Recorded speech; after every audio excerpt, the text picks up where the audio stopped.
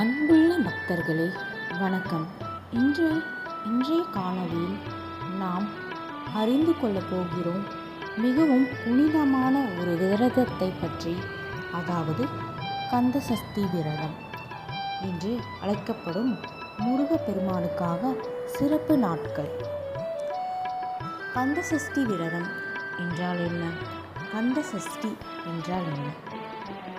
கந்த சஷ்டி என்பது கார்த்திகை மாதத்தில், அதாவது தீபாவளிக்கு பிறகு வரும் மாதம் நடைபெறும் 6 நாள் விரதம். இது முருகப்பெருமான் சூரபத்மனை வென்று தர்மத்தை வெற்றி பெற்ற தினமாக கொண்டாடப்படுகிறது. இந்த விரதம் சூரசம்ஹாரம் என்னும் தெய்வீக நிகழ்வுடன் முடிவடைகிறது. எப்போது கடைபிடிக்கப்படுகிறது? இந்த விரதம் பெரும்பாலும் ஐப்பசி மாதம் சஷ்டி திதியில் ஆரம்பித்து சூரசம்ஹார நாள் வரை 6 நாட்கள் நடைபெறும். முருகன் ஆலயங்களில், குறிப்பாக திருச்செந்தூர், பழனி, திருப்பரங்குன்றம், சுவாமிமலை, திருத்தணிக்கை போன்ற இடங்களில் மிகுந்த மகிழ்ச்சியுடன் கடைபிடிக்கப்படுகிறது. விரதத்தின் முக்கியத்துவம். சஷ்டி விரதம் என்பது ஒரு உடல், மன, ஆன்மீக சுத்திகரிப்பு ஆகும்.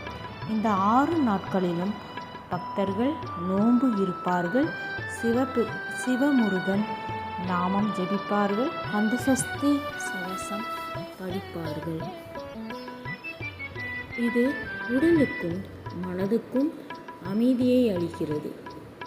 தீமைகள், நோய்கள், தடைகள் ஆகியவை விலகி ஆனந்தம் மற்றும் சக்தி பெருகும். சூரசம்ஹாரம், அதன் அர்த்தம். 6ஆம் நாளில் முருகப்பெருமான் தன் வேல் ஆயுதத்தால் சூரபத்மனை வென்று தர்மத்தை நிலைநாட்டுவார். இது வெறும் புராண கதை அல்ல. ஒவ்வொருவரின் வாழ்க்கையிலும் உள்ள அகந்தை, ஆசை, கோபம் போன்ற அசுர சக்திகளை வெல்வது என பொருள். இதனால் நாம் நம் உள்ளத்தையும் சுத்தப்படுத்தி நல்ல பாதையில் செல்ல முடிகிறது. எப்படி கடைபிடிப்பது? காலை எழுந்து குளித்து முருகனின் நாமம் ஜெபிக்கவும், சைவ சாப்பாடு அல்லது பால், பழம் மட்டும் உண்ணவும். இது எல்லாம் உங்கள் உடல்நிலைப்படி மாற்றலாம். தினமும் கந்த சஷ்டி கவசம் அல்லது சுப்பிரமணிய சுவாமி துதி பாடவும். சூரசம்ஹார நாளில் ஆலயத்திற்கு சென்று வழிபடலாம். முடிவில் தீபமேற்றி நெய்வேத்தியம் செய்து விரதத்தை முடிக்கவும். இந்த விரதத்தின் பலன்கள் என்னவென்று பார்க்கலாமா?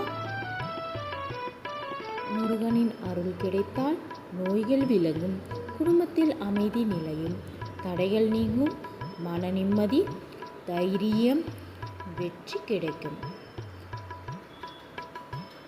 அன்பு பக்தர்களே, இந்த கந்த சஷ்டி விரதம் நம் வாழ்க்கையில் ஒளி, சக்தி, அமைதி ஆகியவற்றை நல்கும். முருகப்பெருமானின் அருள் எப்போதும் நம்முடன் இருக்கட்டும். வாழ்க வெற்றி முருகா! வணக்கம். அடுத்த காணொளியில் சந்திப்போம். ஓம் சரவணபவ. ஓம் சரவணபவ. ஓம் சரவணபவ.